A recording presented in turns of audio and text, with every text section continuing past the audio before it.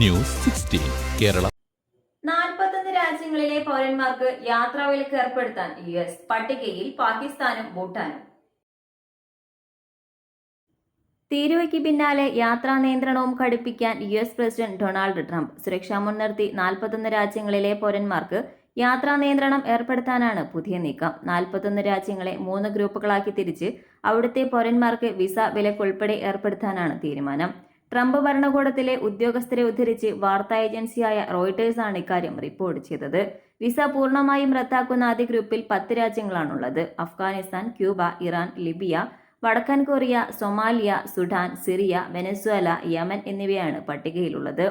ഇവിടെ നിന്നുള്ളവരുടെ വിസ പൂർണ്ണമായും റദ്ദാക്കും. വിസ അനുവദിക്കുന്നതിന് ഭാഗിക നിയന്ത്രണങ്ങൾ ഏർപ്പെടുത്തുന്ന രാജ്യങ്ങളാണ് രണ്ടാം പട്ടികയിൽ.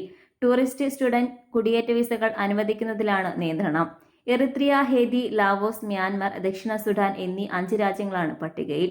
26 രാജ്യങ്ങളാണ് മൂന്നാമത്തെ വിഭാഗത്തിലുള്ളത്. ഇന്ത്യയുടെ അയൽരാജ്യങ്ങളായ പാകിസ്ഥാനും ഭൂട്ടാനും അടക്കമുള്ള രാജ്യങ്ങളാണ് ഈ പട്ടികയിലുള്ളത്. Angola, Antigua and Barbuda, Belarus, Benin, Burkina Faso, Cabo Verde, Cambodia, Cameroon, Chad, Congo, Dominica, Equatorial Guinea, Gambia, Liberia, Malawi, Mauritania, Saint Kitts and Nevis, Saint Lucia, Sao Tome and Principe, Sierra Leone, East Timor, Turkmenistan, Vanuatu എന്നിവയാണ് പട്ടികയിലെ മറ്റ് രാജ്യങ്ങൾ.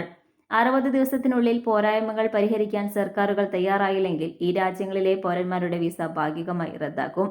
പട്ടികയിൽ മാറ്റമുണ്ടാവുമെന്നും നിലവിലെ നിർദ്ദേശത്തിന് US state secretary Marco Rubio ഉൾപ്പെടെയുള്ളവരുടെ അനുമതി ലഭിച്ചിട്ടില്ലെന്നും അടുത്ത വൃത്തങ്ങൾ ചൂണ്ടിക്കാട്ടി.